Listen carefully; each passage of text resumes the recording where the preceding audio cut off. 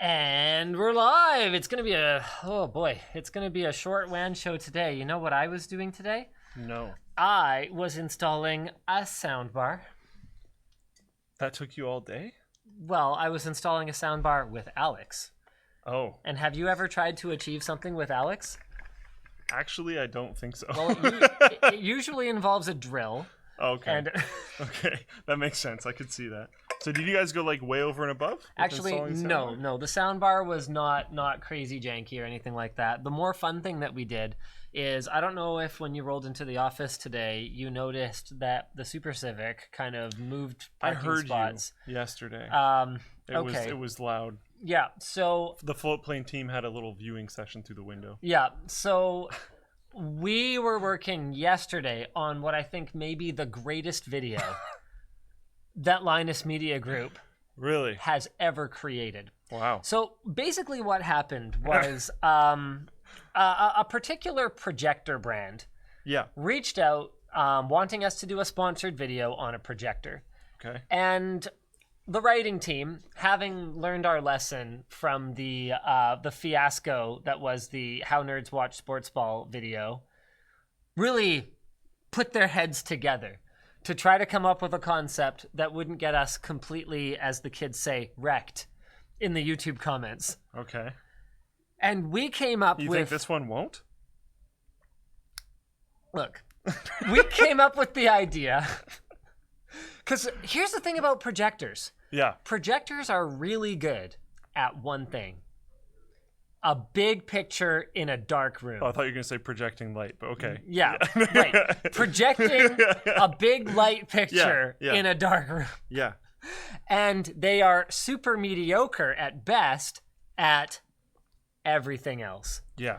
And so when you're trying to come up with a unique spin on a projector, it's like coming up with I was about to say, it's like coming up with a unique spin on socks, but actually coming up with a unique spin on socks is pretty Probably easy. Easier. You can put them on your feet. You can put them on your hands and go like this.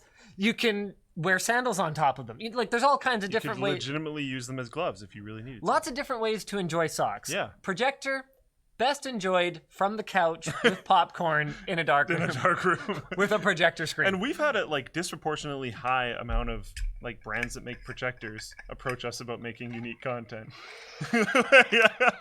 So you pretty much name it. We've kind of done it. And we only really like to review projectors, when it's not sponsored, because we don't like to cross our streams there, as the kids say. You never cross streams. Yeah. But we don't really like to review them when there isn't something really different technologically about them. Mm-hmm. So when I see a 4K 120 hertz projector that has some kind of superhuman DLP wheel that spins faster than any DLP wheel ever spun before, then that'll probably merit a review. Okay. Just like what we did with Dell has a really unique projector. It's a 4K laser projector that's a super short throw. So you put it 12, 18 inches from the wall, and you got this gigantic, really sharp image because it's laser and stuff. Cool, yeah. Sort of. It's like hybrid laser. There's a DLP wheel involved, if I recall correctly. Anyway, the point is, it was really different. Cool so we did a review of that. Tech. So the one that we were working on for this, it was different in the sense that it's higher brightness compared to most projectors of this type, which is great. Because higher brightness means you don't have to have quite such a dark room in order to have a good viewing experience. But it wasn't fundamentally different technologically, so we weren't going to be doing a review of it. And so we were like, okay, so far we've upgraded our boardroom, we've installed a projector in my children's bed, that was pretty out there, which actually they love. By the way, I took it down recently because we changed the layout of their room, but they actually love having that up there. It's pretty cool. And we thought, you know what we haven't really seen a lot of in the last, couple decades? Drive-in theaters. The drive-in theater is kind of, like a lost art form. I know of one. Yeah. So... Only one. Then we thought, what if we took the drive-in theater concept on the road? So that's why it's... okay. Okay. So you guys are going to have to watch the video, but let me put it this way. We organized a meetup for like an experience, a viewing experience party of the portable drive-in theater machine, and 4 people showed up. I was gonna ask how many people showed up. 5 if you count the guy who owns the field. Oh my goodness. And what and did you guys play? Can I ask? hilarity ensued. We ended up playing Rocket League. Oh, Rick Astley's Never Gonna Give You Up. okay. And some of Brandon's beautiful footage from Banff. Oh, okay, yeah. Honestly, Rocket League on a mobile setup off the front of a car actually sounds super cool. Because you're playing with controllers anyway, so you can kind of sit wherever. And I will tell you social this. Setup. It was cold last night, and I was very happy to have a warm hood to sit on. So I'm sitting there in the middle of a field, right? It's so premium. Sitting there in the middle of a field with a controller with this gigantic, like it's a 200-inch screen or something, so 17 feet, whatever that works out to. 17-foot. We actually purchased. Still have that? Yes, we bought it. We purchased. I had no idea. We spent $200 of Linus Media Group's hard-earned money. So everyone sending super chats today. You guys are making up for the gigantic inflatable projector screen that we bought, apparently.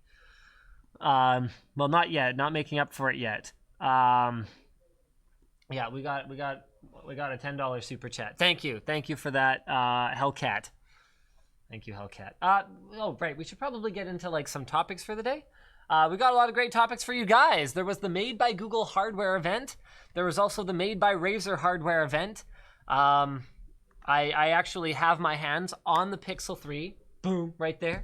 The Pixel 3 XL. I've been spending most of my time with the XL so far, and I'm going to go back to it.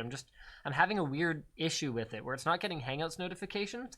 So I popped my SIM in this one so that I could see if it was just isolated to that other unit, and it does appear to be isolated to the other unit. So I'm going to have to figure out what the crap is going on. Maybe just reformat and see what happens. Yeah. Not only do I not get a notification, but if I unlock the phone, open the Hangouts app, I still won't get a notification until I happen to open a conversation thread with a person who sent me a message in the time since I got my last notification, and then it will spam me with every Hangouts notification I got from anyone else in the meantime. Oh, jeez. Yeah, it's like hilariously broken. I never seen anything quite like it.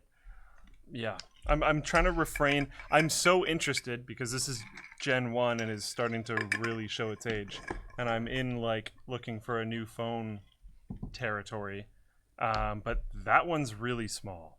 And the other one's notch is very ugly. Yeah. It's like shocking. Do you remember ugly. Not that long ago? Yeah. We had a poll about like what influences your smartphone purchasing decisions, right? No, I don't remember, but go ahead. We had one on WAN Sure. Show. We had a straw poll. And like we talked about how like, yeah, probably more people have design influences than they realize, and just a lot of phones just look really similar, so it's not a big deal, blah, blah, blah, blah, blah. I didn't realize how much that notch might influence me. Wow. There's a picture Yvonne posted on Twitter. You and Yvonne on the couch. The notch from far away is really obvious. What the heck? And I should pull that up. I've seen an iPhone XS and its notch, and it doesn't seem that annoying to me. But this like giant, I called it a fedora on Twitter. This giant blocky thing in the middle of your phone is just so weird. Yeah, here we you go. can see it from here. Here we go. What the heck? Yeah. So that's us on the couch, and that's the notch on my phone. Like, it looks like there's a huge dent in the top of your phone. Yeah. Wow. Yeah. I don't know. That's a lot. Like, I don't know. Have you seen the pictures of the notch delete?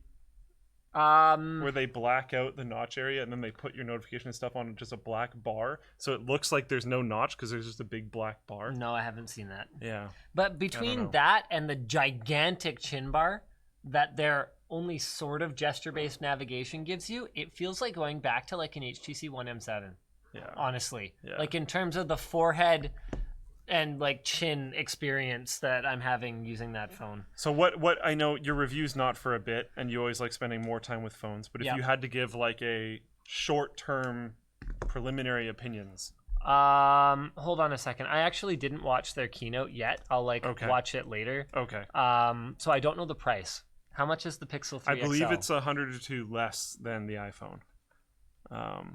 Holy crap! So that's Canadian. Though. Oh, that's Canadian. Okay, so hold on a minute. So what, like $7.99 or something? I believe US? it's $7.99. Okay, I'm just gonna change this. America's. We were supposed to be going through the topics for this today, but I guess we're just getting a little bit sidetracked here. Phones. Ugh. Ooh, and that's probably for 64 gig.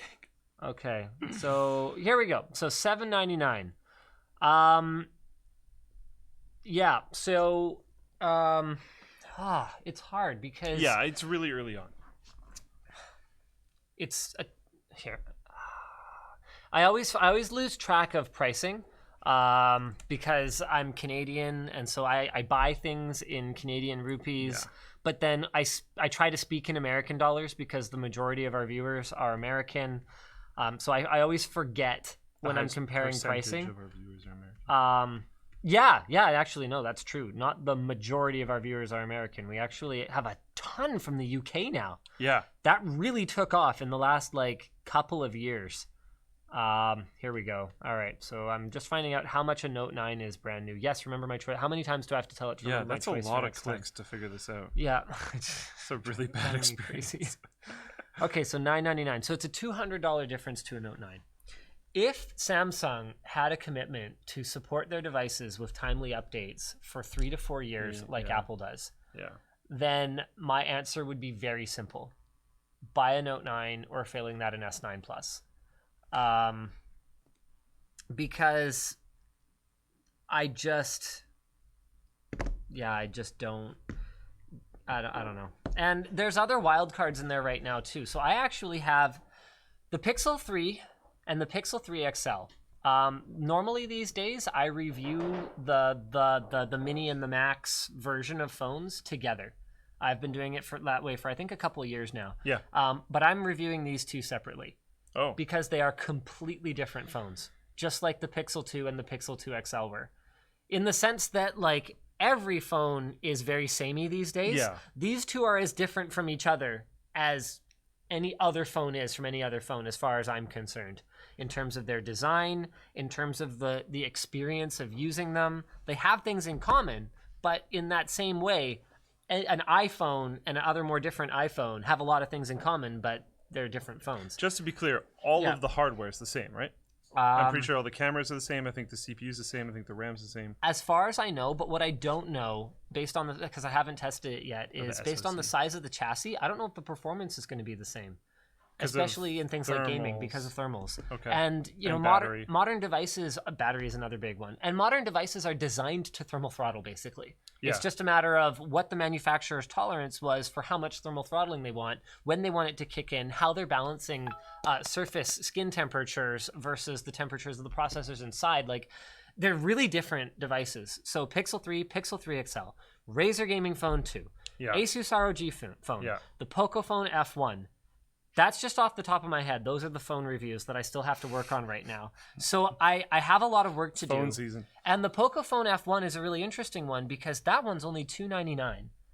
And while the custom ROM sort of scene has kind of died down a little bit since Samsung in particular fixed TouchWiz with the move to Samsung Experience, it's kind of popping up again around that phone. Oh yeah, the OnePlus 6T is coming.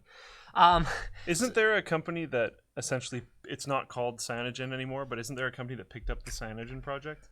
That I'm not sure. I heard about this. I'm just not. Yeah, I'm not sure about that one. Let's not worry about that right anyway, the Pocophone F1, the community is kind of springing up around that phone because the skin on it is terrible.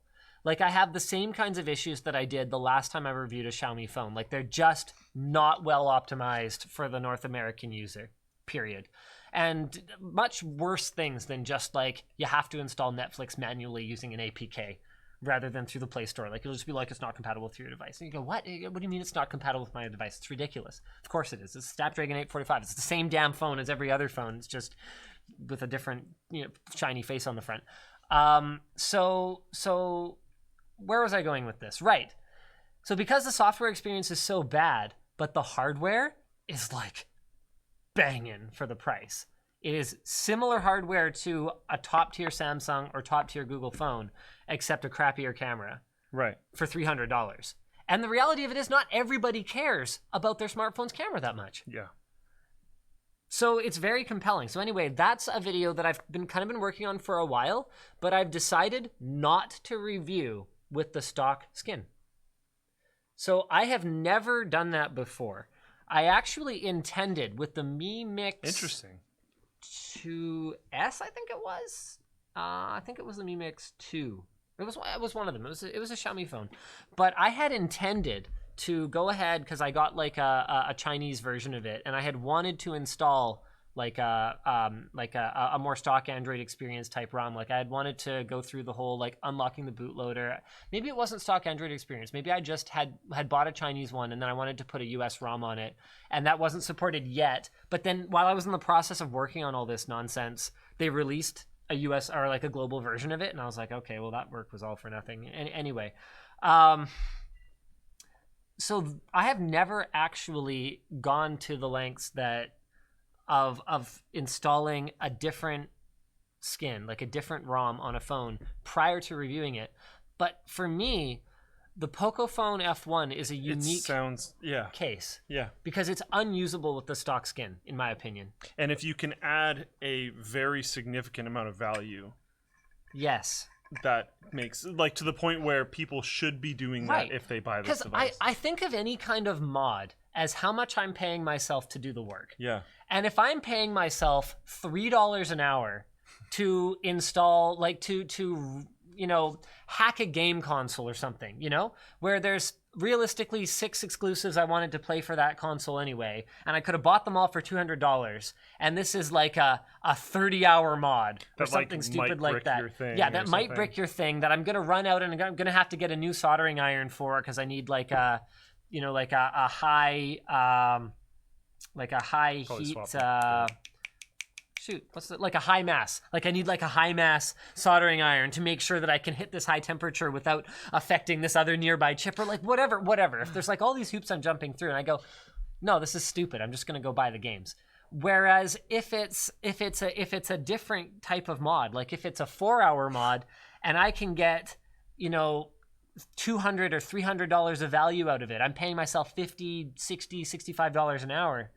Well, then I look at it as something that I could reasonably recommend to a viewer. Yeah. And it's worth the effort for me of going through and documenting this process and laying it out for people. So that's why I want to do it that way. People were pointing out to me after I Googled it, but thanks guys, that it's called Lineage OS. Apparently it's the like new continuation. So it might be interesting to look into. Honestly, something that's kept me from Samsung for a long time. I know there's been a lot of interest in the Note 9. But something that's like strongly kept me from Samsung is I hate using their... It's better now. It's a lot better now. By the way, that weird Hangouts glitch that you saw where I got... Where my always on display had Luke's message from an hour ago was because I got a different notification from Tyler that he's purging the fridge now. Yeah, you were talking about that earlier in the stream and I just saw it happen live and I was like, what the heck? That's a different bug. Oh, geez. My other bug is way worse. Okay. I just won't get a notification at all. And what I would have to do is I would have to go into Hangouts and I would have to open like your chat, and then all these other ones would ping me at the same time. That's really stupid. Super annoying. And the thing is, like, I was talking to our D-brand contact, just like we were just chatting over Twitter the other night. And I was like, yeah, I'm having these issues with the Pixel 3 XL. And he's like, LOL, it's what you get for using Hangouts. And I'm like, okay. Look, he's giving me a hard time because he's like that. Who was this? Sorry? Our D-brand contact, who I don't think his name is public. I'm not sure, so I'm not saying his name. But but he's like, LOL, you use Hangouts. That's what you get. And I was like, okay, point taken. But Hangouts is part of the G Suite, which is an actual for business product that I actually pay for. And it is a Google service that is inexcusable. And he's like, LOL, yeah, no, I know, man. I'm just razzing you. But I get kind of triggered when people give me a hard time about Hangouts because I know it's not popular, and I know it has its issues. It works pretty good. I don't think it works. Yeah, it definitely has its limitations. It has its limitations. Yeah, but it is cross-platform. Yeah. And especially for just like getting a singular person's attention for one like quick kind of thing, I think it's really good for that. Yeah. It's once you start getting into big team chats and stuff, I think you start running into pretty heavy limitations. Then you start getting into Slack or Discord land, and like that's fine. But the thing about Hangouts too is that because all of our work accounts are Google, I have a guarantee that if someone is just by logging into their email, they are getting Hangouts messages at some point. And it's all in one place. There are benefits to it. And it's really frustrating for me because this Google service that I pay for and this Google device that I'm using shouldn't be completely unworkable together. That's really ridiculous. Yeah. It's like when back in the day when like a brand's power supply wouldn't fit very well in their own case. It's like, guys, what are you doing? Antec. Antec was like that's exactly who I was talking about. Notorious for that. And like honestly, it's probably better now because they had a bit of a dark time there for a bit. And I say dark time because I'm talking specifically about the Dark Fleet lineup of their case. It's dark time. That's pretty meta. Because they just had, as far as I could tell, no idea what they were doing. No. The DF85 was probably the worst designed case of its time. I'm serious. And they came out of like such a strong era. I'm serious right now. So DF85, let's bring this mess up. This thing was just unbelievably bad. Images. I made a video about it like way back in the day. This, first of all, that's what it looked like. That was never cool. It's not cool now. It wasn't cool then. It's bad. It was always bad. Now let's go ahead and enjoy the interior design of this. I hope the case piece designer of for it hot garbage. Remembering that this was only like 6 years ago, when already no one was putting optical drives, certainly not 3, and who ever put like 8 3.5-inch drives, except, hold on, it gets worse. Because you couldn't actually fit that many 3.5-inch drives because they had these ginormous caddies that were basically adapting whatever this was to 3.5-inch drive bays. And then this was during the era of the GTX 480. So it had like all this cooling, which seems great in theory. The thing has 7 120 millimeter fan slots, which is amazing. Except that this stupid caddy interfered with like standard length NVIDIA graphics cards. So you could only install like one. It was just so bad. And get this. See this thing right here? This is like a 5 1/4-inch bay cover, except that it just has a little plastic clip right here that just like clips in here. And then you could actually reach the button of your optical drive. You could press the button, but then the drive would pop out and it wouldn't actually open this thing. It would just get jammed up against it and just like open and close a couple of times because it's confused. It's like there's a blockage. And there was literally no room for cable management. So you see this cutout for the CPU cooler. The amount of space back there is negligible, almost none. This thing was a complete cluster to build in because these video cards barely fit. The cables had to be just like piled up down here, getting in the way of all this airflow and like collecting dust. It was just, oh man, so bad. And was this the one that had that stupid 2.5-inch dock in the top of it?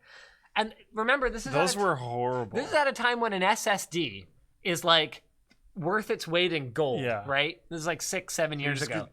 Into the top of your computer. You're just gonna and it was supposed to be like a gaming case, like take it to a LAN party. You can put your SSD in the top for your LAN party. And I'm like, are you nuts? People take locking cases to LAN parties so that they don't get their graphics card ripped out. They're gonna put their SSD right on the top in a convenient little dock. We can just rip it right out. Are you kidding me?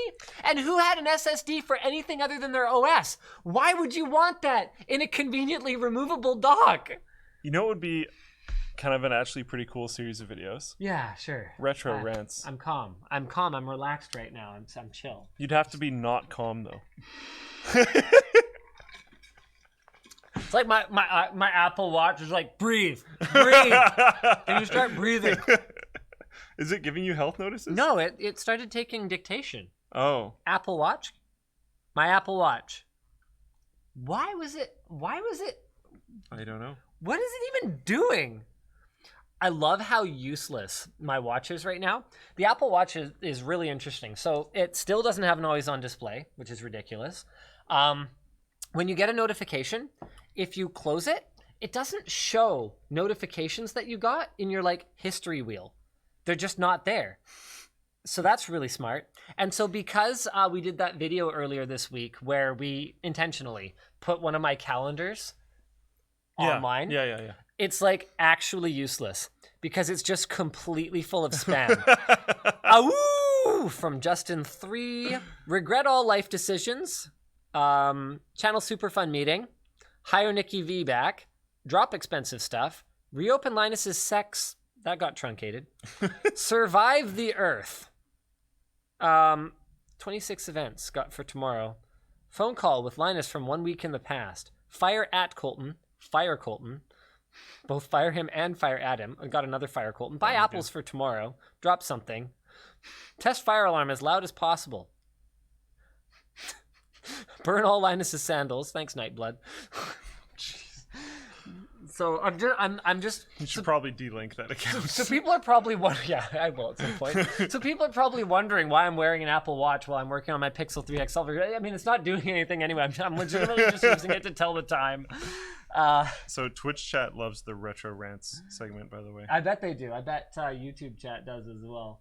You know what they probably also love? Speaking of things they love, our sponsors for the WAN show. Heck yeah. Sponsor number 1, Honey. Head over to joinhoney.com/Linus. You've probably heard us talk about it before, but Honey is the free shopping tool that helps you find the best promo codes whenever you shop online at specific sites.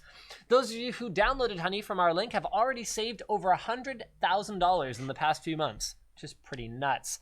If you don't know what Honey is, it's a free browser extension available on Chrome, Firefox, and Safari that saves you time and money when you're shopping online at over 30,000 stores. Honey works on Amazon, eBay, Newegg, Razer, Best Buy, Walmart, and more.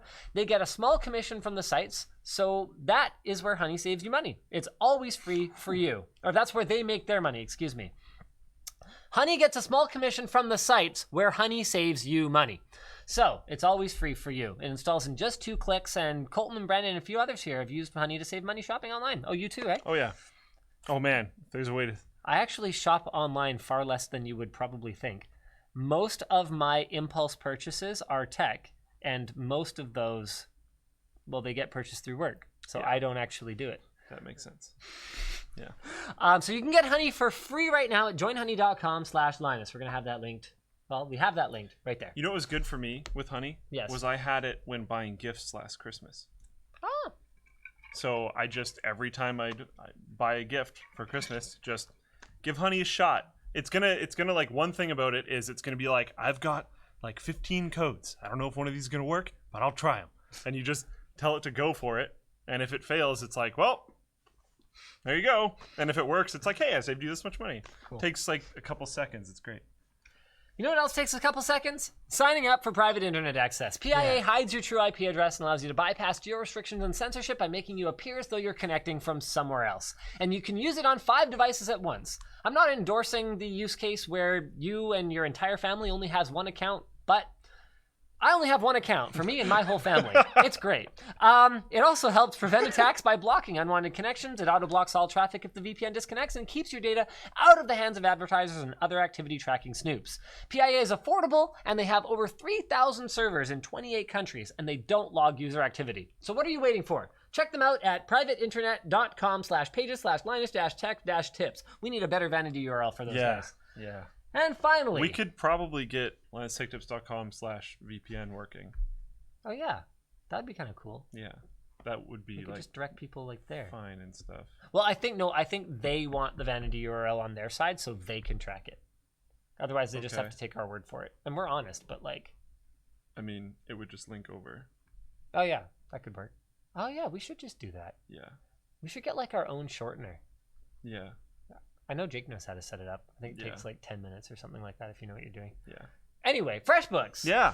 Freshbooks is the super simple to use invoicing tool that actually does a lot more than help you create and send slick looking invoices. It helps you track your time, manage your expenses, and keep track of who owes you what, including a feature that shows you when your clients look at your invoice for the first time.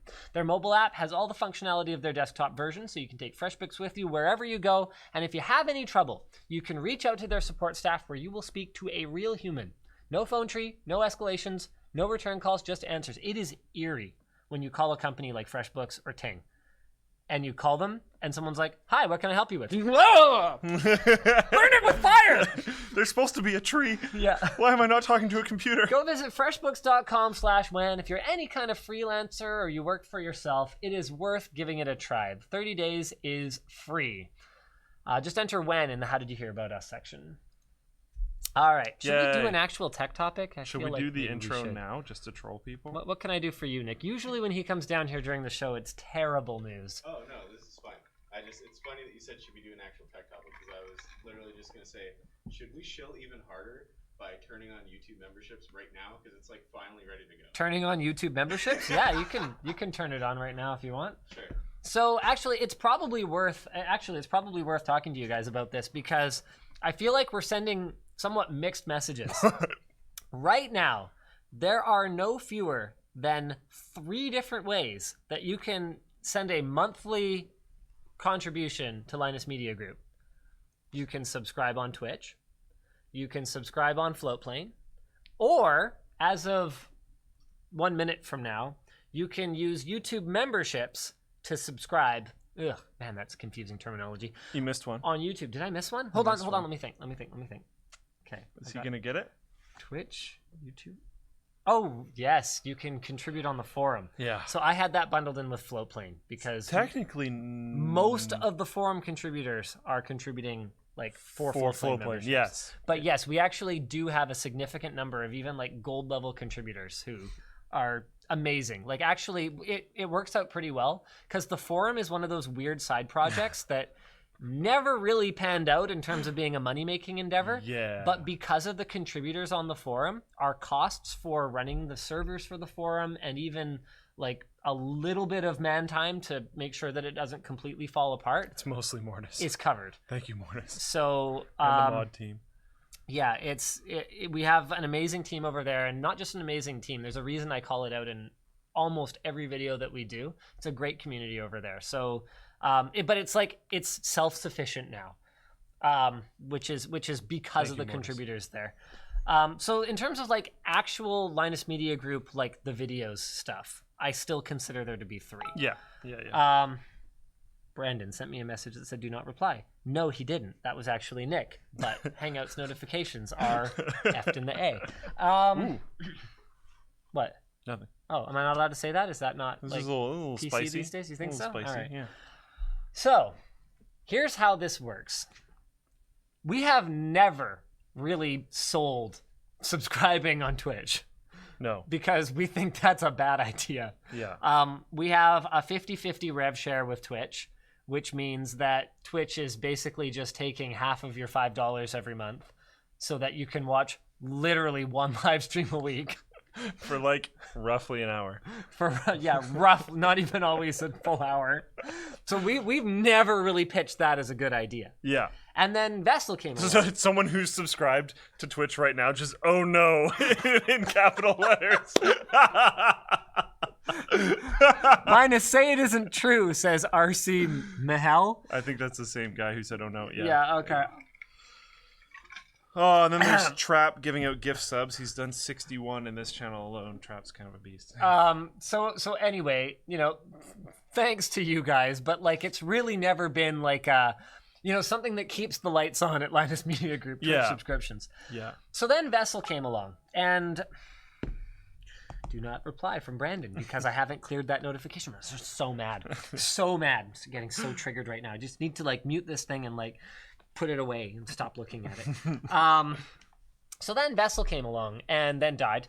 And then we then died.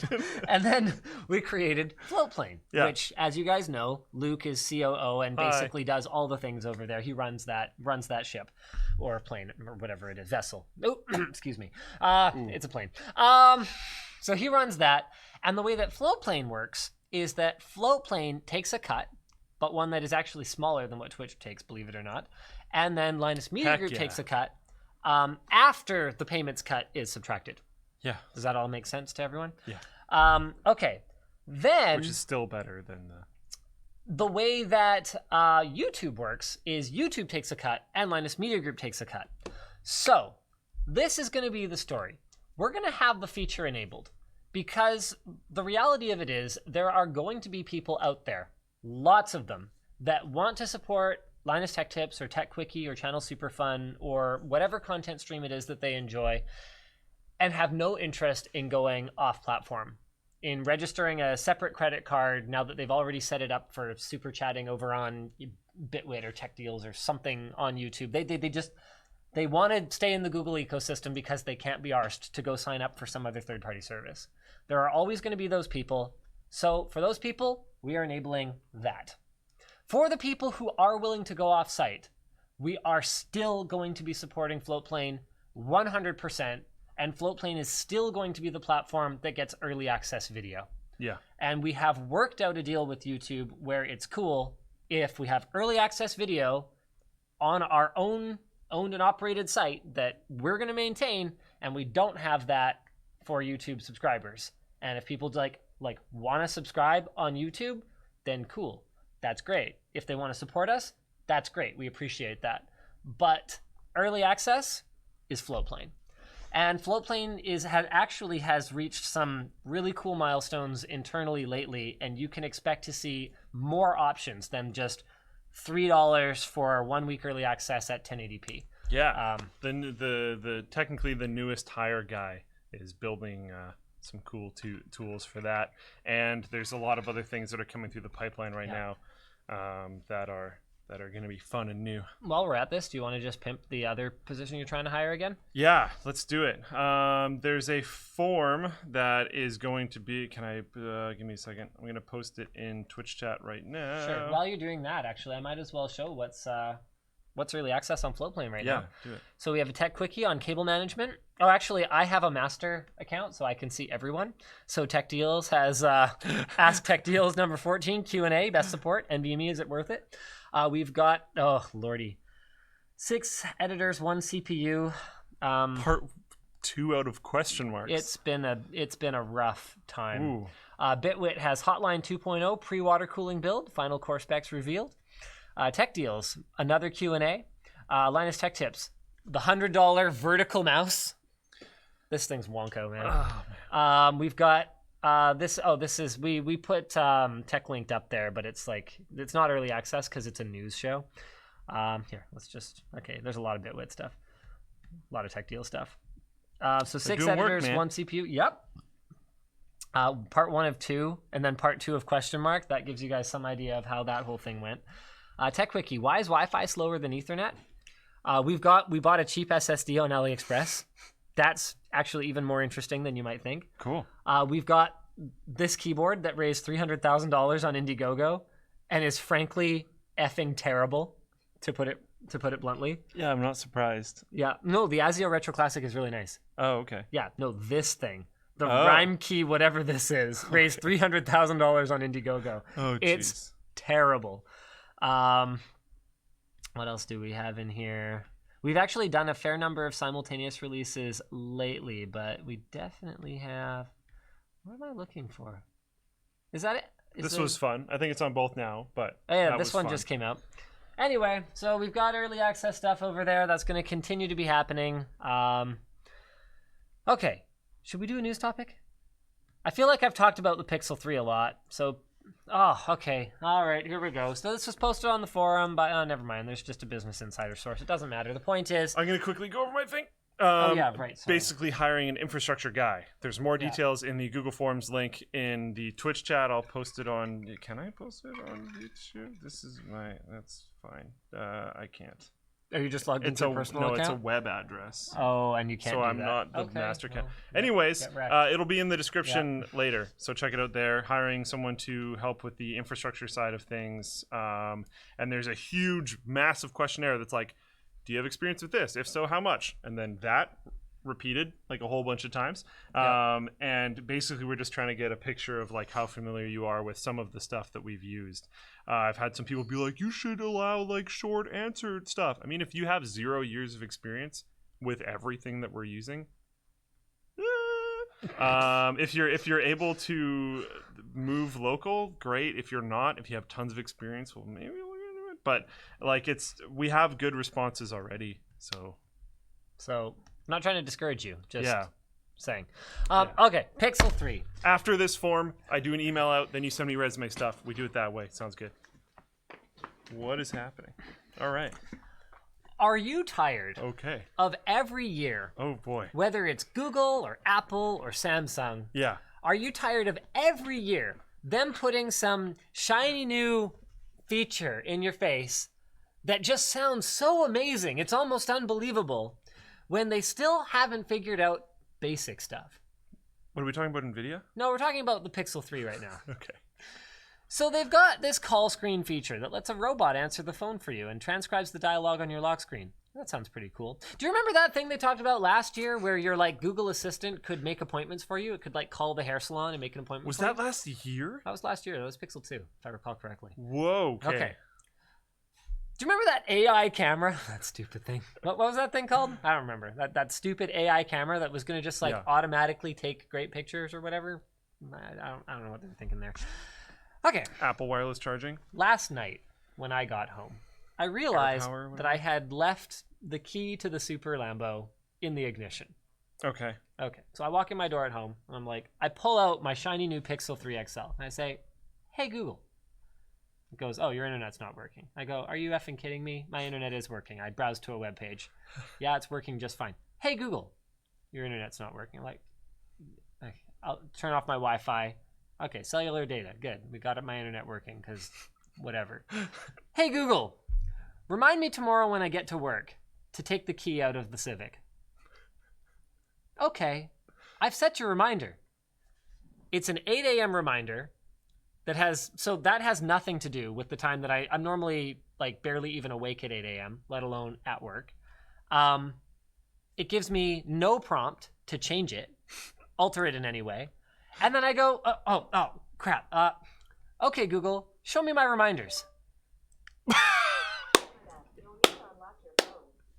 And that's the first time it managed to pick that up. That's great. So I go, okay, Google, show me my reminders. It not only doesn't show me my reminders page, it reads me only my next reminder, which is a reminder to go check on my daughter and take her fingers out of her mouth if she's sucking on them because it's making her teeth wonky. Okay. And I'm sitting here going, this assistant is expected to make appointments for me. It can barely do basic stuff, like fundamental stuff. So here's my unsolicited advice for the Google Assistant team. Get your shit together. Don't make new things. Improve what you have. Stop making new things. Altogether for like a year. Okay? I would give them 2. Go back and look at like some of the very frequently requested stuff that you haven't been able to help with. Or that people, because I know you collect data about when someone sets a reminder and then they go in and they change it manually after, like when you got it wrong. Go look at that stuff, because that is way more important. Way more important. Okay, that's all I have to say about the Google hardware event.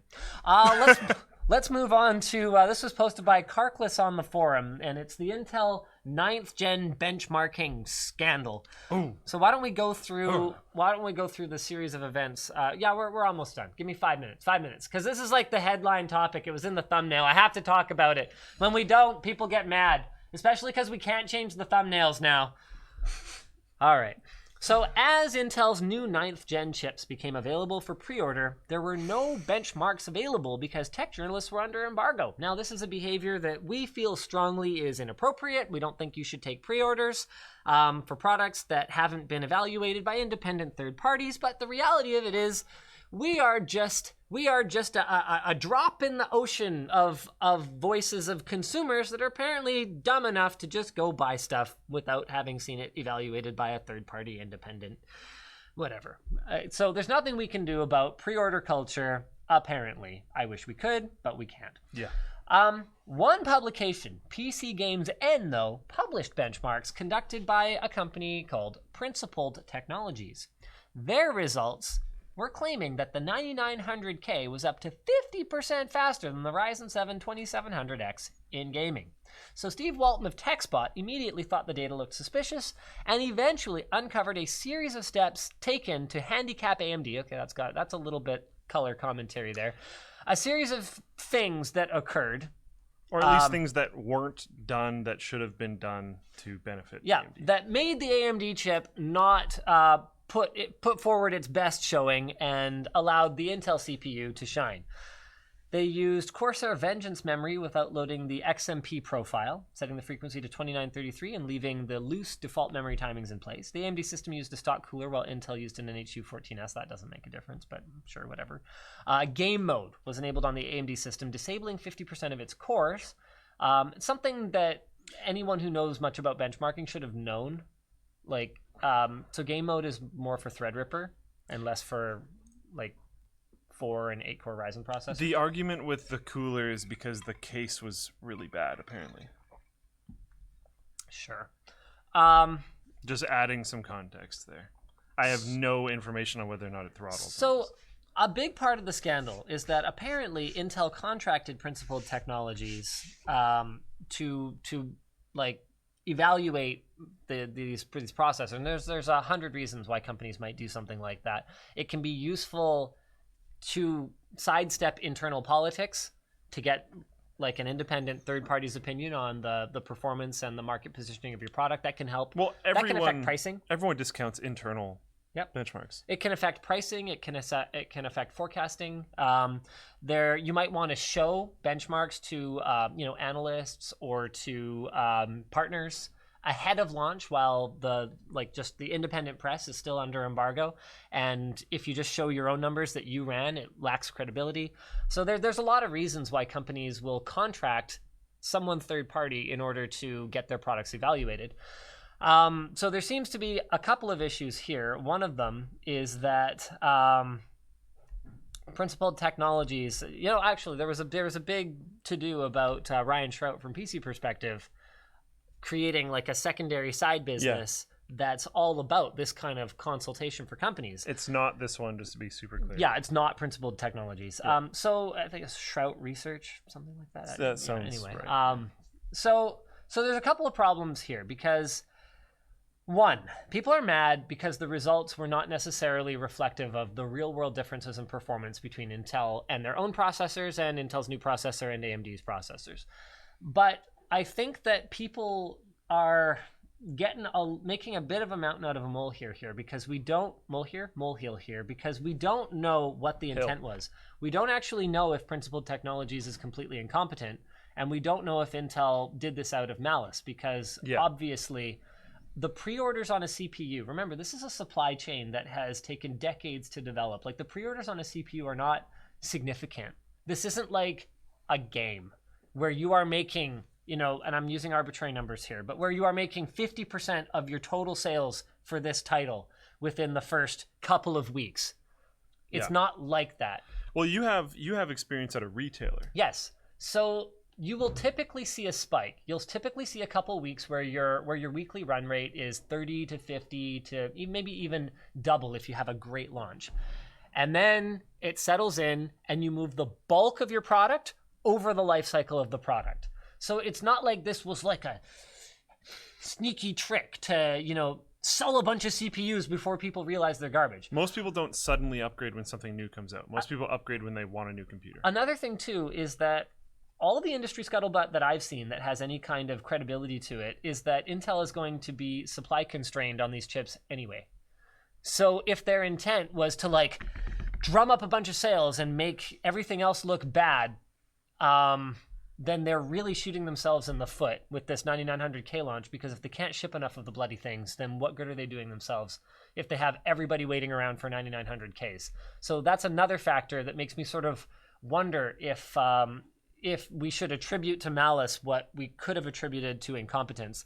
And as much as Intel might have just been dumb here and hired the wrong consultancy firm, might I recommend Trout Research or whatever he calls himself these days next time? That might be better. Although that would have its own controversy, but anyways, keep going. They had to know that this was going to come back and reflect on them poorly if they chose the wrong third-party house to do this testing. And so some of the backlash is definitely deserved, because there also should have been oversight from Intel where they should have gone, well, hold on a second, that's not really right. Now, with all of that said, I don't understand why there was such a big blow-up about this, because what all of you and all of the rest of the tech press should have done is they should have completely ignored these numbers. We should have looked at these numbers as exactly the same kinds of numbers that AMD showed off at their Hawaii launch event for the 290 series. We should have ignored them the way that we ignored AMD's numbers when they originally launched Ryzen. And I remember asking someone, actually at an AMD event, why did you put twice as much memory in the Intel system here as in your own system? And they were like, oh, well, we thought it was the fairest way. Ryzen had all kinds of issues with the memory controller. They couldn't run it any other way. It's not any different from those graphs that NVIDIA shows at their launch events, where they just have like 18 games, and then they show like a bar, and they're like, yeah, it's like that much better. When some of them might have been equal and some of them might have been weird anomalies where they perform like twice as fast. It's not any different from anything that Intel has ever shown. Why are we treating anything other than post-launch benchmarks from independent parties as anything other than marketing fluff? I just don't see the difference. And maybe I'm missing something here. Someone in Twitch chat is pretty sure you are, but hasn't pointed out a single necessarily reason why. I agree on a lot of your points. I think there are a few more issues with the testing. Probably. And a little bit of the mentality behind it after watching the interview and watching some other things. And I agree with some points and disagree with other points that were brought up in the interview and blah, blah, blah, blah, blah. Yeah. But yeah, I don't. We do this every single. This seems like just a little bit more than we do every single other time, but we always do the same thing every single time. Right. Where every single reviewer are like, "Wow, those numbers are ridiculous. Why doesn't everyone wait until independent reviewers get their own numbers out, then cross-reference across all reviewers?" Yeah. Because you shouldn't also just look at one reviewer's content. Because anyone can make a mistake. Even Trout Research can make a mistake. We've made plenty of mistakes. Like, everyone makes mistakes. That's why, I mean, back before I got an opportunity to test the hardware personally, or, have someone on my staff who I'm directly, sitting next to testing the hardware, I would always read at least 3 to 4 reviews of anything. That was back when you read reviews instead of watching. Yeah. Dating myself a little bit here, I guess. And then if there was an anomaly, you could go, okay, why? Then you start to dig in. If everyone agrees, it's usually fine unless something very scandalous happens later, like that whole thing with the GTX 970 and the half a gig of RAM that was slower than the rest, or whatever the case may be. So far, I've got out of the person that the testing methodology was flawed. But that's exactly what we're talking about. Right. There was certain issues, like they didn't list the settings that they used for GTA 5, and as you and I know, that's a real chore. That would be problem. that would be 2 pages of the document. Yeah, because you can't just set GTA 5. Well, it to is a real chore, but it was also revealed in the interview, especially that they might not be super educated on different ways that reviewers, at least these days, like modern reviewers, are doing these different testing methodologies, because there are a lot of weird things in different games. And I did say poor choice of independent third party. Yes, that was already covered. And I did say there's some blame lies with Intel, no matter what. The argument Linus is making, and by extension me, because I agree with this, is that it just doesn't matter and everyone should ignore it. Not that there wasn't problems with it.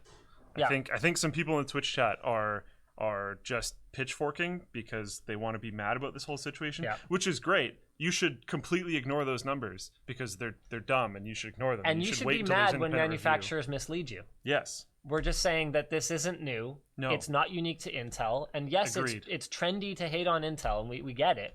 But this particular instance doesn't look especially different to me than what we've seen from Intel in the past. AMD, NVIDIA, you pretty much name it. I mean, do you remember the sales pitch Microsoft gave for game mode? We were actually talking about it in our writers meeting this Monday. We should revisit game mode because back when we did our video and it basically did nothing, a lot of the community feedback was like, well, they're going to fix it over time. And there's... That's a good idea. And we were like, let's find out if they fixed that over time because I pretty much guarantee they didn't. Yeah, no, that would actually be awesome. Yeah. I would love that video personally. So we should always take manufacturer claims with a grain of salt. That's the lesson. And we didn't learn it because people are still pre-ordering these things anyway, and there's just nothing we can do about it. So that's it. End of WAN show. Thank you very much for watching. One more quick thing. Fine. We talked about the giant, like 50 million or whatever, I don't remember the number, account Facebook breach not that long ago on WAN show. If you want to check how it impacted you, log into Facebook, then go to facebook.com/help/security notice. Scroll down to the bottom. Thank you, Will from the Floatplane team for sharing this with me. Scroll down to the bottom, and then there should be a box which will give you some details about how secure your account is. Pay attention to the wording. It will not say you were breached, you were not breached. It will sound a little bit more or a little bit less sure, depending on how problematic your account is. So yeah, check that out. That's all I have to say. Officially licensed wireless GameCube controllers are coming to Switch. That's pretty sick. That is pretty sick. I just want to throw that out there. Yeah. And also Google Plus hack and end of life. LOL. Google Plus, the gift that keeps on giving. It's like NCIX. Okay, bye everyone. Bye. Oh, yeah, we can mention the Discord logo contest. We're doing a Halloween-themed LTT logo design contest on Discord. Discord.gg/LTT. I hope you guys can hear me. The music for the intro is playing right now. So anyway, I gotta go record that one last video today. Bye. Oh, right, Freshbooks. No, hold on. Got this. Freshbooks.